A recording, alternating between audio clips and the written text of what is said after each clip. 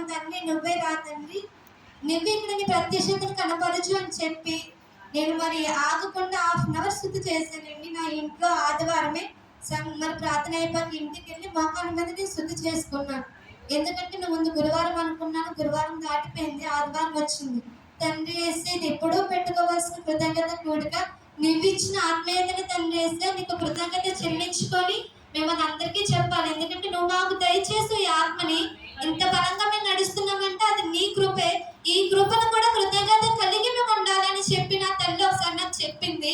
మరి అది నేను మరి 2 నెలల నుంచి మరి మా తల్లికి నేను ఆటంకపరిచాను. ఇంట్లో జరుపుకోవడానికి ప్లేస్ సరిపోదు వద్దు అని చెప్పి 2 నెలలని పోస్ట్ పోన్ చేశాను. మరి దేవుని చిత్తము మరి పోయిన ఆదివారం నా గృహంలో జరిగింది. మరి దాన్ని బట్టి నేను మరి దేవుడికి ఎంతో రుణపడి ఉన్నానండి.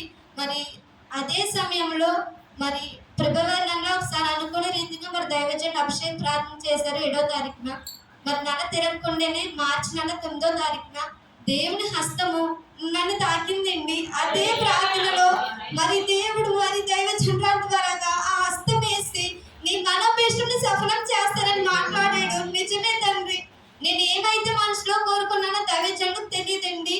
మరి దైవజనులకు తెలీదు. మరి రమ్మ గారు రక్షణ తీసుకునే విషయంలో రక్షణ తీసుకుంటున్నారమ్మా, నీ మనోభీష్టం సఫలమైందని దేవుడు నాకు బయటపరిచాడని చెప్పారు.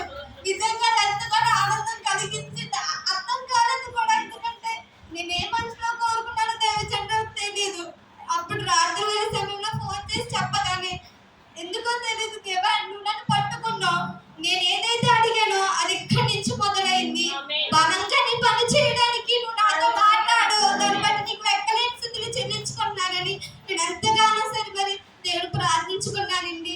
నిజమే, నువ్వు పని చేస్తున్నావు కదా అని చెప్పి మరి అపవాది కూడా దాడి చేస్తుందండి. నేను ఏదైతే చెయ్యాలనుకుంటున్నానో ధైర్యంగా అడిగేసిన ప్రతిసారి లోకం ఇలా ఉంటుంది. మరి నువ్వు నిజంగా దేవుని పని చేయగలవా అని ఈ వారం అంతా అనేక మందిని నాకు కనపరిచిందండి. నిజమే, లోకంలో ఎలా ఉన్నారంటే చూపు కూడా సరిగ్గా లేదండి, వాళ్ళ చూపులు కూడా సరిగ్గా లేవు, దాని పేషెంట్ కలిగి ఉన్నారు. మరి తండ్రి దేవుని పట్ల క్రియలు ఉన్న విశ్వాసం ఉన్న ముందుకు వెళ్ళలేకపోతున్నారు.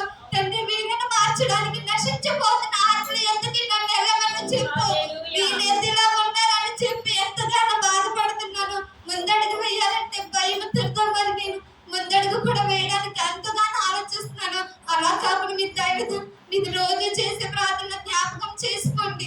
ఆయన చెప్పిన పనిని నేను శ్రద్ధగా చేయడానికి, ధైర్యం కలిగా పనిని నేను చేయడానికి మీరు నాకు సహాయం చేయమని అడుగుతాం. మెడచిన ప్రార్థనలో మరి నన్ను జ్ఞాపకం చేసుకోండి. దేవుని పని చేయాలని ఆశ కలిగి ఉన్నాను. మరి దేవుడు అది చేసిలాగిన మరి మీరు నాకు సహాయం చేయండి. మీ ప్రార్థన నన్ను జ్ఞాపకం చేసుకోమని ఈ నా చిన్న